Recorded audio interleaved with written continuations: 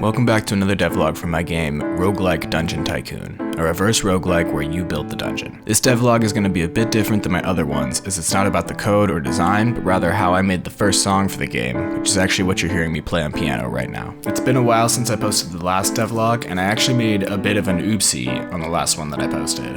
Basically, I posted the video, which was apparently the wrong video file, then immediately flew to New York for work, and I didn't have the video files on my laptop, so I decided to take the video down and wait until I got back to repost it. If that wasn't bad enough, I got sick almost immediately after I got back from New York, and I was sick for about a month. So that sucked, but I'm feeling better now, and I've actually managed to make a ton of progress on the game, even with all that going on. Not really ready to show the changes quite yet, so instead I thought I'd do a devlog on how I made the music for the game. It'll be kind of a nice change of pace from my normal devlog content that's all about boring coding stuff. So yeah, let's get into it. So I've actually been making music longer than I've been developing games or even coding in general. I was in bands throughout middle school and high school, and I've played guitar since I was like 10. I almost didn't go to college because I wanted to pursue music, but at the last minute, one of my friends convinced me to apply. I actually ended up dropping out anyways, so foul lot of good that did me. Anyway, I started producing music around the time that I got to college, and I've been doing that ever since. I've done a bit of professional composing in music, but that's not really what this video is about. I just wanted to give you a bit of background on how I learned to make music. I currently have 2 songs written for the game. They're both still rough, but one is definitely better than the other one, so I'm just going to show the better one. If you watched the last video, there was a bit of gameplay at the end with the music, but I'll play it here again for reference, and then I'll break down the different parts of the song.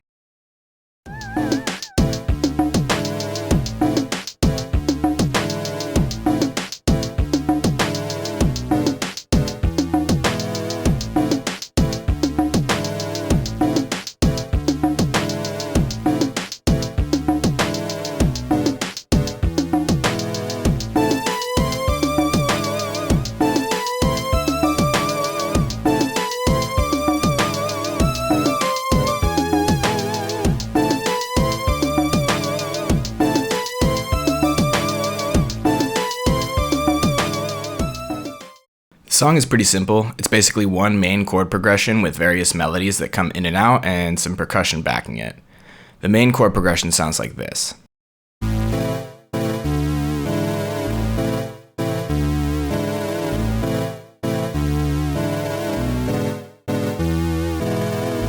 In technical music theory terms, it goes back and forth between the 1 chord, A minor in this case, and the 5-7 chord, E major 7, until it finishes on the G sharp diminished 7th, which is the 7th scale degree of A minor. It's raised to a half step because it's a harmonic minor. All that nerdy stuff aside, I came up with this just by jamming on the piano a little bit. I was going for kind of a quirky and mischievous sound, so I definitely didn't want like a major sounding progression, but I didn't want to go full sad with like the natural minor scale, so I went with the harmonic minor, which sounds like this in its entirety.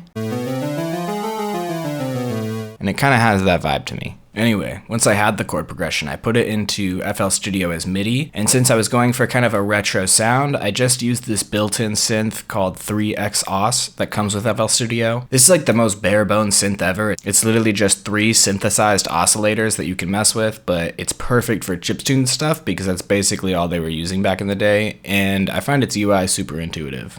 I'm not really a pro at synth design, so I pretty much just kind of messed around until I thought it sounded nice. I used this synth for the 2 other instruments in the track, so in total I have 3 instruments. The first one sounds like this, the second one sounds like this, and the last one sounds like this.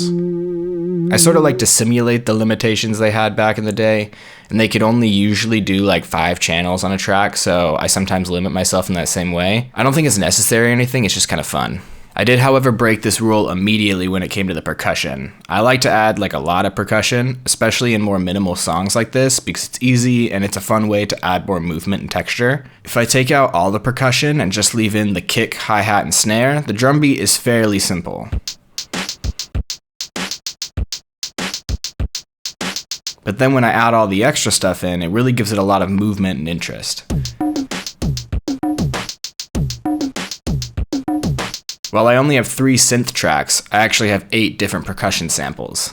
By the way, the samples I'm using here are just from some random 80s synthwave pack I downloaded like a million years ago. I'm not a super big fan of them, but I haven't really looked for a better sample pack for chiptune music, so I just use this one.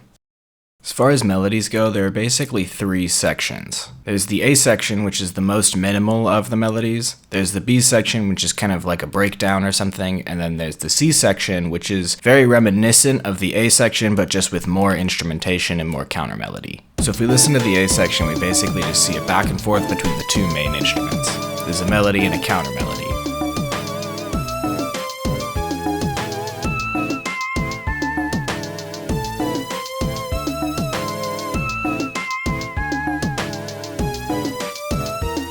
Then if we listen to the C section, you'll hear that it's very similar, but there's just a bit more going on.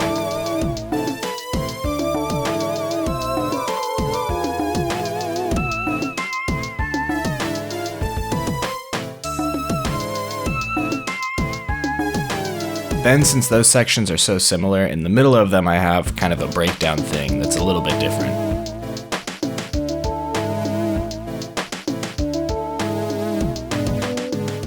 In addition to that, we have the intro that's just the chord progression, which gives us kind of 4 sections of our song.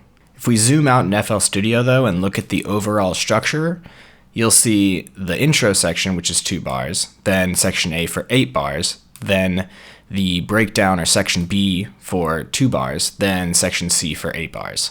I actually kind of like to think of this as just 2 sections. We have a 2-bar intro, then an 8-bar melody part, and then we repeat that. So if you think of the breakdown actually as just the intro with extra pizzazz, we basically have section A and B. A being more minimal and B being more spicy. This is a nice arrangement because 1, it's fairly easy to write since you just write 1 section and then you spice it up for the second section. And 2, it pretty naturally lends itself to repeating, which is something unique about video game music. Usually when you write a pop song, you don't think about what if someone had to listen to this on repeat for hours. Well, I guess Chappell Roan actually probably had to think about that. But regardless, repetition is something you really have to think about in video game music, and this sort of structure is just a very easy and basic way to handle that.